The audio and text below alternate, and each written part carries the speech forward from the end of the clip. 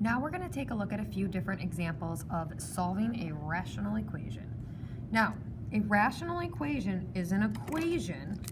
So remember, if we're looking at the word equation, that means we have an equal sign. And it's an equation in which you guys are going to have variables in the denominator.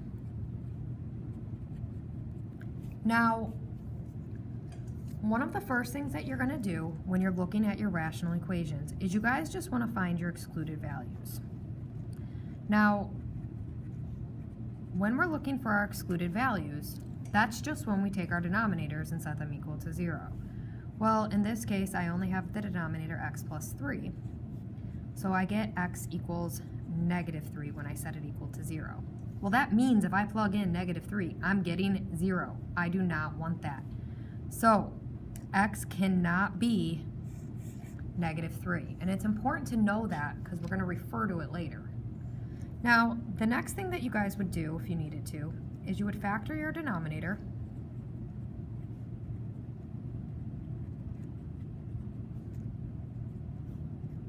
And then find the LCM.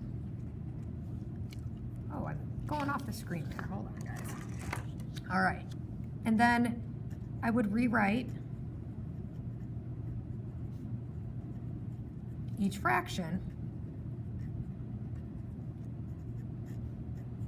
with the LCM. So what I can tell right now, though, is I have x plus 3 and x plus 3 and x plus 3. So all of that's actually already been done in this problem.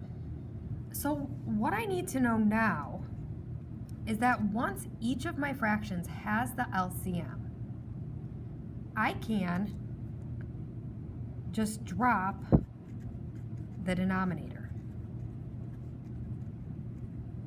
Because what I could do is I could multiply that by x plus 3, that by x plus 3, and that by x plus 3. And so if I did that, all of them would cancel.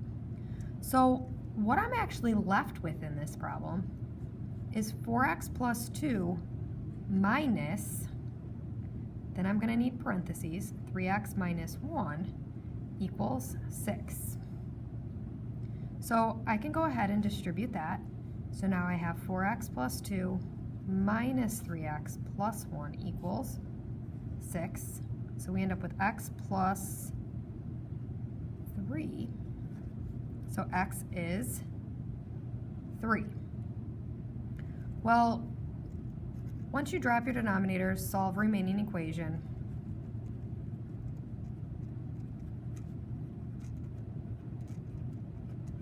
The last thing that you guys are going to have to do is you need to check to make sure your solution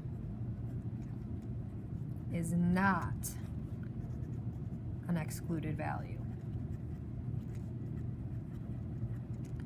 Because if it is an excluded value, well, then it can't be the solution, and so you would end up with no solution. But in this case, my excluded value was -3, but my solution was 3. So I'm okay, solution's 3. We're good to go.